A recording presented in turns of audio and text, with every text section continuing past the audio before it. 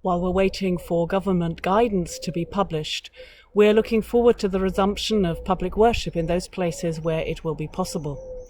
So it's interesting that on this last Sunday before this will be able to happen, the focus of our lectionary takes us to the themes of welcome and of hospitality. Last Sunday's Gospel majored on the life of itinerant preachers and charismatic healers. This Sunday's Gospel is the conclusion of the same chapter, and it addresses everyone.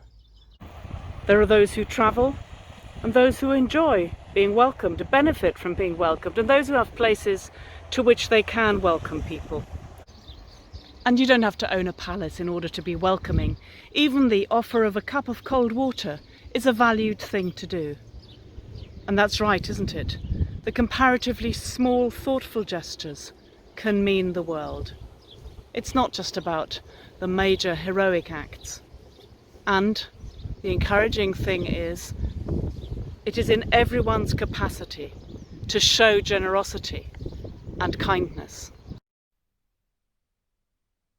In the last few months, we haven't generally been able to offer hospitality in our churches, or for that matter in our homes, in the way we've been used to, though it's been good to know how many of our churches have continued to be at the heart of our local communities, hosting food banks, serving as community hubs for advice services, and so forth. And we have been welcomed in quite astounding numbers into the homes of many people through our online presence. It's been a fantastic gift to those for whom physical access to our places of worship is difficult at the best of times. What's more, we have been encountered by many who may not normally even consider crossing the physical threshold of our churches. As we excitedly fling open the doors to our churches in many places where it's possible, it is worth considering how we nurture the precious gift of the virtual welcome we have received in people's homes.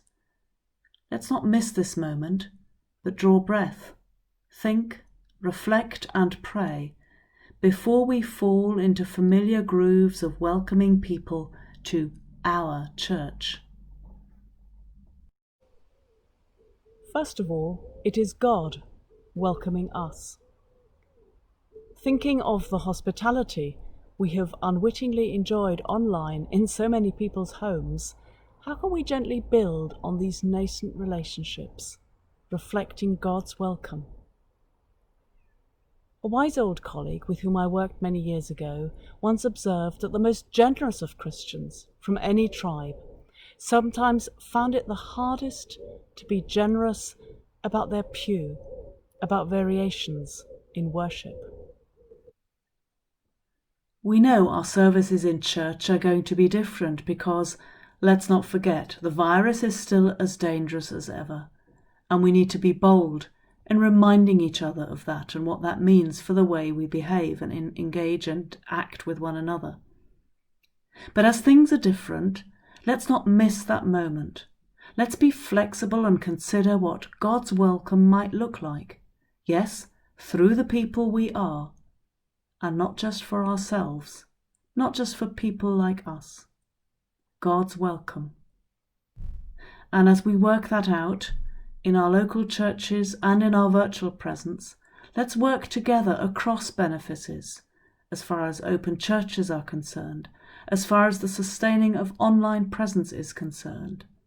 There is much that we can do to support one another, to make it manageable, to share resources, know-how and creativity. And remember that the national online and phone services will continue. Today we are encouraged. Each simple, generous act of kindness is remembered by God. And I think no one has found a better summary than Romano Guardini in describing what hospitality is about most profoundly. I've never forgotten his definition since I first heard it many years ago. He said this: "The deepest sense of hospitality is this: that we offer each other rest on the road to our eternal home. Amen.